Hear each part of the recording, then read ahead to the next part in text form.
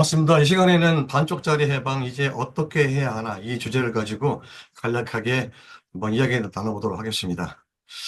우리는 1945년 8월 15일 광복을 이뤄냈죠.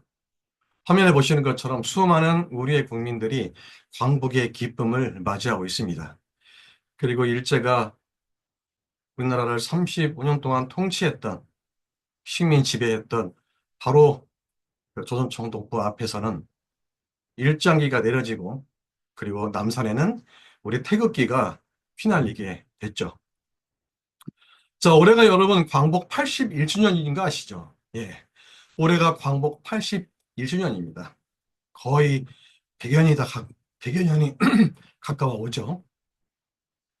자, 근데 광복 81년이 됐지만 아직도 우리나라에는 일제의 전제가 남아 있죠.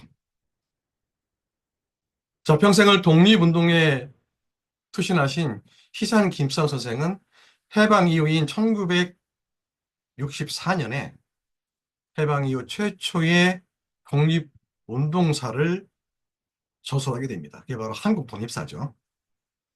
자, 선생은 독립신문과 그리고 무장투쟁에 평생을 바친 독립투쟁가였습니다.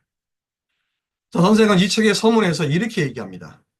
광복 이후 반드시 할 것은 두 가지다. 자, 첫 번째는 친일파에 대한 처단, 그리고 두 번째는 독립운동가에 대한 논공행상. 우리가 깊이 있는 설명을 안 들어도 어느 정도 이해가 가시죠? 자, 하지만 친일파 처단은 이렇게 무산됩니다. 자, 어렵게 만들어진 반민특위. 바로 이것은 1949년 10월 4일 특별검찰부 그리고 특별재판부가 해체됩니다. 그리고 친일파들은 그대로 정부 요직에 그리고 사회 각계각층에 그대로 자리를 하게 되죠. 바로 이 반민특위 해체의 책임은 이승만에게 있죠. 따라서 광복 81년이 지난 지금도 우리 한국은 35년간 일제의 지배를 받았음에도 불구하고 친일파, 즉 과거사 청산으로 처벌받은 사람은 단 한 명도 없다는 놀라운 사실입니다. 이게 바로 광복 81주년을 맞은 오늘의 현실이죠. 자, 그 친일파들은 이미 다 사망했죠. 하지만 그들의 죄과는 정확히 묻지도 않았을 뿐더러 그들의 후손들은 지금도 사회 곳곳에 포진해 있다는 사실입니다. 그들이 국민을 수탈해서 그리고 일제에 부역한 그들의 공으로 얻은 재물과 권력을 그 후손들은 그대로 이어받아서 지금도 사회 곳곳에 포진해 있다는 사실이죠. 자, 그럼 독립운동가 서훈을 한번 볼까요? 자, 독립운동가 서훈은 무려 해방된 지 4년 만인 1949년 8월 16일 단 2명만 독립운동가 서훈을 받게 됩니다. 자, 그 중에 한 명이 누구냐면 바로 당시 대통령이었던 이승만 그리고 부통령이었던 이시영 선생, 바로 이 두 사람만이 독립운동가 서훈을 받았다는 거죠. 물론 그 이후에도 계속 서훈이 이루어졌으나 서훈 자체가 굉장히 까다롭고 그리고 적극적으로 독립운동가에 대한 서훈은 이루어지지 않았던 것이 바로 광복 82주년 맞는 오늘의 현실이죠. 바로 희상 김수학 선생이 피를 토하면서 말씀하신 광복 이후에 할 것 두 가지, 친일파 처단 그리고 독립운동가에 대한 논공행상은 제대로 이루어지지 않은 것입니다. 친일 반민족 행위자 처벌법 제정이 시급합니다. 일제 시민 통치를 옹호하거나 미화한 자, 그리고 일제 전쟁 범죄를 부인한 자, 그리고 근대에 와서 전쟁 범죄 피해자 명예와 인권을 훼손한 자들, 바로 이러한 자들에 대한 친일 반민족 행위자에 대한 과오를 분명히 밝혀야 됩니다. 자, 그러기 위해서는 특별법이 제정돼야 되겠죠.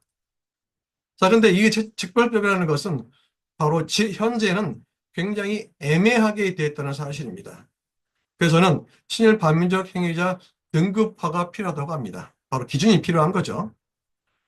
자, 1급은 민족 반역자죠. 자, 민족 반역자는 뭐냐면 을사오적, 정미 칠적, 중추원 부의장, 특무경찰, 즉 독립운동가를 고문하고 살상하고 체포한 자, 그리고 매국 수작, 조약 체결 주도자, 그리고 국권 침탈의 주범들, 바로 이들을 1급 민족 반역자로 분류하는 겁니다. 자, 2급으로는 적극적 부일 협력자죠. 자, 이들은 뭐냐면 중앙관제단체의 장 및 수뇌부, 그리고 내선융화 황멸을 주도한 자들, 직급으로 말한다고 그러면 중추원 참의, 총독부 고등관 관료, 그리고 문인 보국계 순회들, 이러한 자들이 여기에 해당한다고 볼 수가 있습니다. 자, 3급으로는 소극적 그리고 구조적 협력자죠.